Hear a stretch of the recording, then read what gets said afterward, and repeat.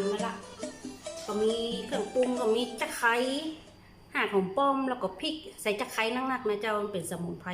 ในไส้อั่วนี่ต้องใส่ตะไคร้นักๆตะไคร้หอมเตียมหอมแดงนะเจ้านี่ย่านักก็เลยปั่นนักนะเจ้าฮับออเดอร์มาตัวส่ง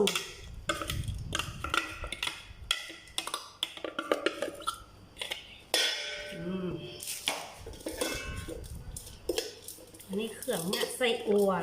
ใบมะกรูดหั่นไว้แล้วนะเจ้าอันนี้หอมป้อมกับผักชีฝรั่งใส่ไปเลยเยอะๆเครื่องปรุงแป้งหวาน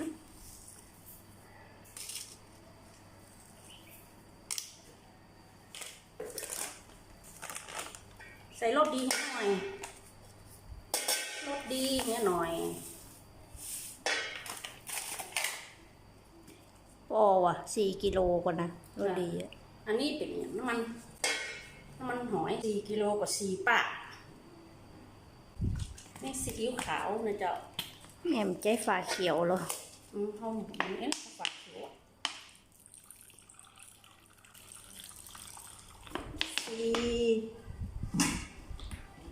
เดี๋ยวก็จิ้มใส่จีนมันจะบะจางเหรอเดี๋ยวเขาคนนี้นำกำจะจิ้มมันก็จะจางน้อยนะจ๊ะใส่หักของป้อมนักๆจะไข่นักเวลาเขาเกี๊ยวใส่จะไข่มันจะลอันนี้สูตรไผ่สูตรมันำสูตรไผ่สูตรมันนะเจ้าบางคนเพิ่นก็ปั้นแล้วด้วยกันหมดเฮานี่หมูปั่นนะเจ้ากินหมู4 กิโลเลยหมูบอกขึ้นราคา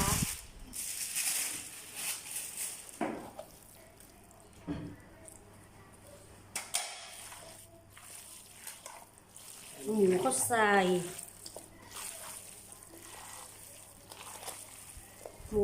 แล้วก็เตียวมาเข้ากัน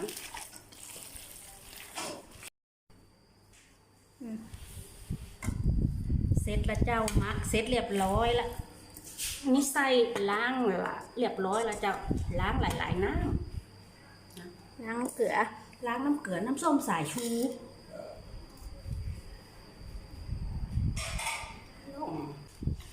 ใจมือหยาบนะเจ้าไม่ได้ใจเครื่องนะเจ้าเอามันแบบน้อยๆไม่ได้มีเครื่องยังเปิ่นไม่ได้ทำเป็นธุรกิจใหญ่โตอัตโลมือ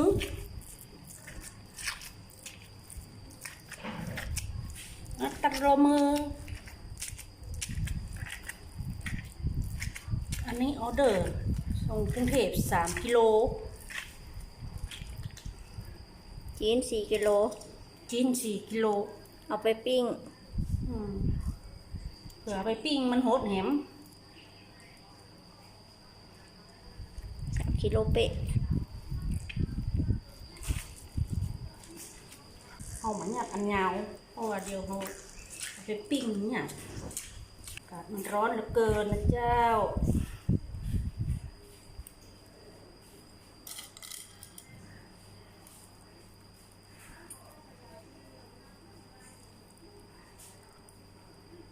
หลวมๆเดี๋ยวไส้มันแตกได้เลย1 เส้นนะเจ้าตัดโลมือเกือบแล้วล่ะ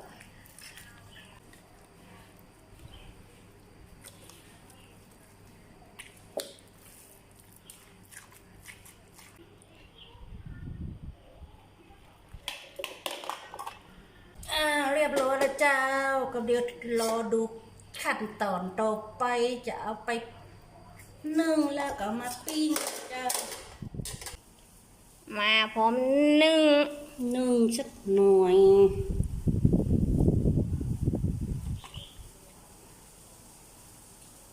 เอาใส่ข้างนอกหน่อย 1เจ้า1ใส่อัวเจ้า กี่นาที 10 นาที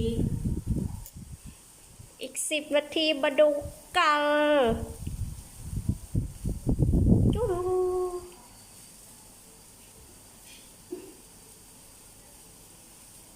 เอาไปย่าง นึ่งเสร็จแล้วค่อยเอาไปย่าง10 นาทีมาดูกันนะจ๊ะได้ละ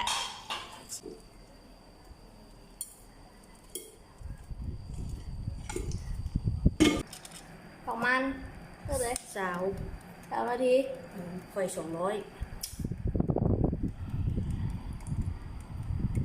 พอมันตอนมาซุกแล้วกัน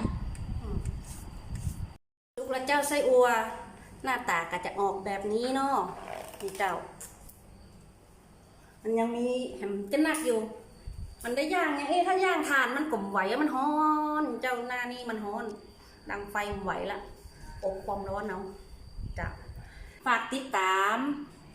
ช่องกินเมืองกับยายเฮือนเป็นนะเจ้าทั้ง2 ช่องทาง ทั้งเพจ Facebook แล้วก็ YouTube เป็นนะเจ้า เตือนหน้ามีเมนูอะไรยังก็รอฟังคลิปต่อไปนะเจ้า ว่าจะมีอะไรยังมาใหม่ๆ จะมันทำมาใหม่ๆเรื่อยๆนะเจ้าที่ปิดไส้อัวอยู่เนาะนะเจ้าจะได้ก็ขอกดไลค์กดแชร์กดติดตามให้ยายเฮือนเป็นนะเจ้าขอบคุณมากๆนะ